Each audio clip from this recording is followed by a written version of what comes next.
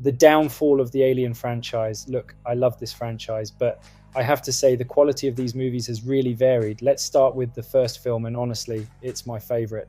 This film is a masterclass in sci-fi horror by Ridley Scott. Everything about it works so well. The incredible score, the slower pace, the way the tension builds gradually. It's exactly what a film like this needs. The characters are very well developed. The crew of the Nostromo feel real, and the way they interact and speak is completely believable. The emergence of Ripley as the main character was unexpected at the time, but it was done so well, and her arc is one of the best in science fiction. The limited use of the Xenomorph was a brilliant decision because it created a feeling of dread and suspense. The dark corridors and the claustrophobic atmosphere of the ship were key to what made this film so terrifying. This film was revolutionary in the space horror genre. Its influence can be seen in so many other films that followed, some direct copies and others inspired by it like Life and Sputnik. The facehugger and chestburster scenes were shocking, groundbreaking, and have since become iconic moments in cinematic history. And of course, Ripley defeating the alien using the airlock was incredibly tense and has become a common trope in sci-fi movies, though at the time it was fresh and unique. Let's not forget about Ash, who is still the best android in the Alien series. His betrayal and the reveal that he was working for Weyland-Yutani added another layer of complexity to the story. All in all, this film is a near-perfect example of how to blend horror and science fiction.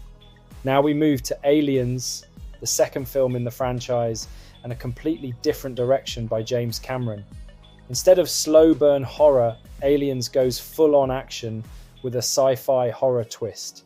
It builds on the first film by continuing Ripley's story and introducing new, memorable characters like Newt, Hicks and Vasquez. The Colonial Marines add a new dynamic, giving the film a more militaristic tone while still maintaining the horror elements.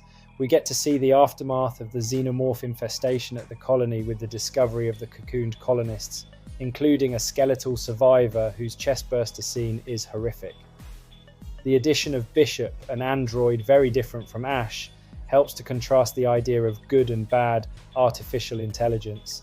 Ripley's relationship with Newt introduces a motherly bond, giving her character more depth and emotional weight. Hicks and Vasquez are fun to watch, and you really root for them. The film is packed with intense scenes. The attack on the Marines, Ripley and Newt being trapped with the facehuggers in the lab, and the incredible moment when the Xenomorph rises from the water behind Newt. One of the highlights of Aliens is the introduction of the Alien Queen, a massive, terrifying creature that added even more to the Xenomorph mythology. The final showdown between Ripley and the Queen using the exosuit cargo loader is iconic, and once again we see the airlock trope, which is now a signature part of the franchise. This film is amazing, and for many, it's their favourite in the series. While I still prefer the original for its horror roots, Aliens is a close second and is a perfect example of how to do a sequel right. Unfortunately, this is where the franchise starts to decline.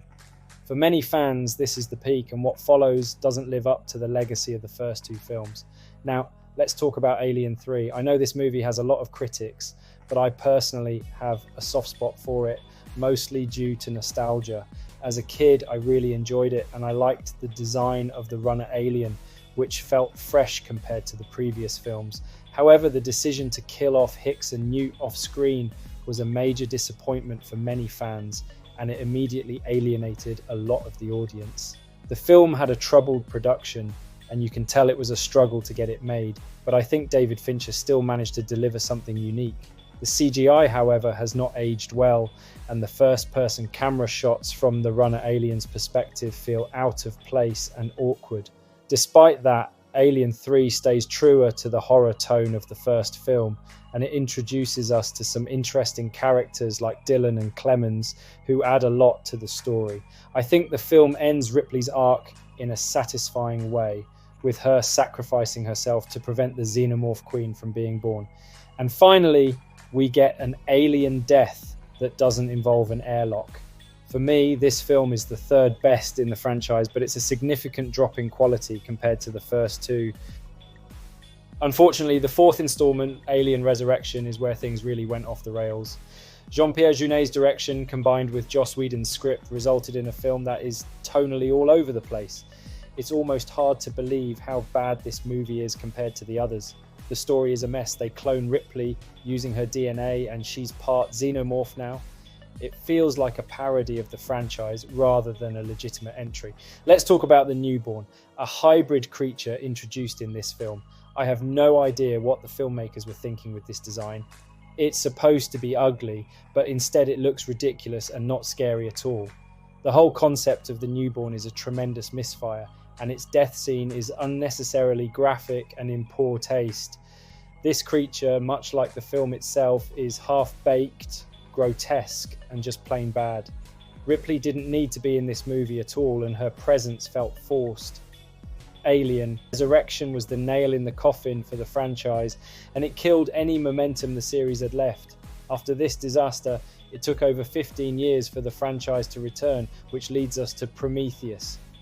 Before I talk about Prometheus, let's be honest, the Alien franchise was in dire need of a reboot of sorts and a new direction. Alien Resurrection had done such damage to the franchise, but it did give us some cool insights into the Xenomorph lore, and showed that they might be more intelligent than we had seen before. In between, we got two Alien vs Predator movies, but the less said about them, the better. These films were more Predator movies with Xenomorphs thrown in as target practice. Granted, they had their moments. The first one had some cool bits like the pyramid setting and that team-up scene between a Predator and a human. But in the grand scheme of things, they weakened both franchises more than they gained fans. A complete failure, really, so let's move on quickly. Now, Prometheus. I know this film divides opinions, but I personally enjoyed it for the most part. The problem was with how it tied into the Alien universe and the Xenomorphs. It had a lot of promise, especially in exploring the engineers and their connection to humanity. Ridley Scott seemed to want to shift away from a focus on the Xenomorphs and make the series more about creation, artificial intelligence, and bigger philosophical questions. At the start, it worked. The first 45 minutes of Prometheus were great. I loved the tone of exploration and discovery, and I thought Elizabeth Shaw was a decent protagonist. David, the android sent by Weyland, was fascinating, especially with his subtle, unsettling behaviour. The crew was interesting enough, and I liked the dynamic between them. The visuals, especially the design of the engineers and their tech, were beautiful and mysterious, and I really appreciated how they built suspense. But then things took a turn. Once they entered the sacrificial chamber and found all the strange containers filled with black goo and snake-like creatures, it got a bit ridiculous. The shift from the dark, eerie tone we associate with the Alien franchise to a story about black goo and biological weaponry just didn't feel right. The concept of the black goo was too vague and inconsistent, and it felt like the film was trying too hard to be grand and philosophical while forgetting what made Alien work in the first place, its simplicity and focus on survival horror. Then there's the Deacon, the strange creature we see born at the end. While it was interesting to see a new type of alien, it was nowhere near as iconic as the Xenomorph, and it didn't fit the terrifying biomechanical vibe of the original films. The Deacon just didn't have the same impact. Overall, Prometheus felt like a good sci-fi film, but as an Alien prequel, it missed the mark for me. If you ignore its ties to the franchise, it's entertaining and thought-provoking. But once you try to see it as part of the Alien universe, it starts to fall apart, especially with the black goo, which has since become one of the most criticized elements of the prequels. Then came Alien Covenant, and unfortunately this film took all the issues from Prometheus and amplified them. This was Ridley Scott's third entry in the franchise, and I'd argue it's by far the weakest. The story shifts to focus almost entirely on David, the android from Prometheus, who has now gone mad. We learn that he's killed off all the engineers on their home planet using the black goo, which was such a huge disappointment. Fans were excited to learn more about the engineers, and the film just wiped them out in a few minutes of screen time. What's worse, we find out that David not only destroyed the engineers, but he's also the creator of the Xenomorphs. This completely rewrites the lore of the franchise, and not in a good way. The Xenomorphs were terrifying because of their mystery. The fact that we didn't fully understand them was what made them so horrifying. To have them be the creation of a mad android was not only unnecessary, but also took away from their organic primal nature.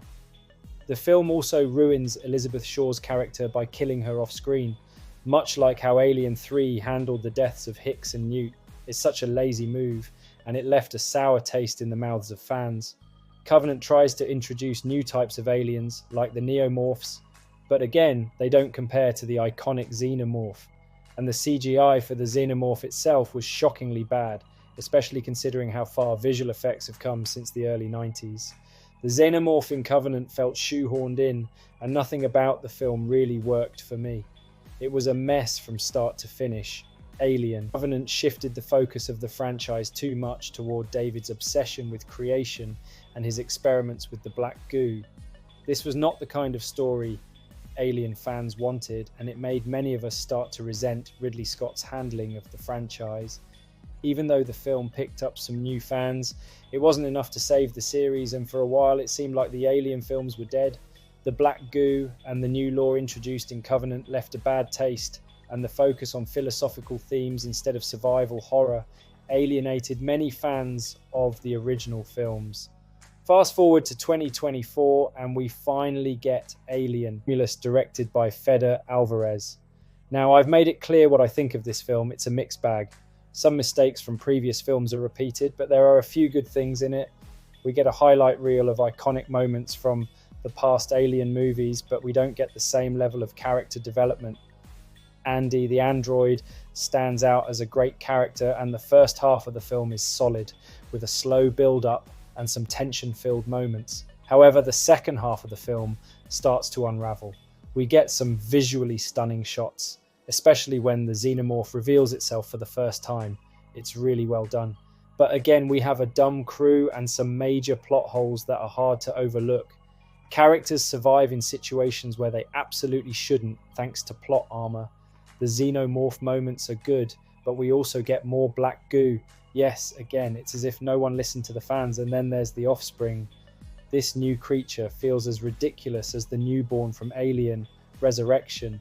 It's creepy, sure, but it's so out of place and makes no sense within the lore of the Alien universe. It just took me out of the movie. Once again, something else is made the main focus of the film, rather than the Xenomorph, which is the creature fans really want to see. And to top it all off, they use the airlock move to defeat the offspring 40 years later, and we're still using the same trope. It's lazy writing, plain and simple. Despite my issues with Romulus, I have to admit that it did well at the box office and got good reviews, so it seems to have revived the franchise in the eyes of many. We also have the Alien Earth series coming out soon, which should draw in good viewing numbers. But my concern is whether the new direction the franchise is taking will alienate, no pun intended, longtime fans like myself, the ones who love the Xenomorph and hate the focus on the black goo and hybrid creatures. If the franchise continues down this path, it might be successful with a new generation of fans, but they'll lose people like me. I'll have to stick to watching the first two Alien films and maybe Alien 3 on occasion. So what do you think? Is the Alien franchise truly dead, or has it been saved? Let me know your thoughts in the comments below. Do you like the black goo and the creatures that have come from it? Anyway, I hope you've enjoyed this video. If you have, smash that like button and subscribe for more content. Until next time, peace out.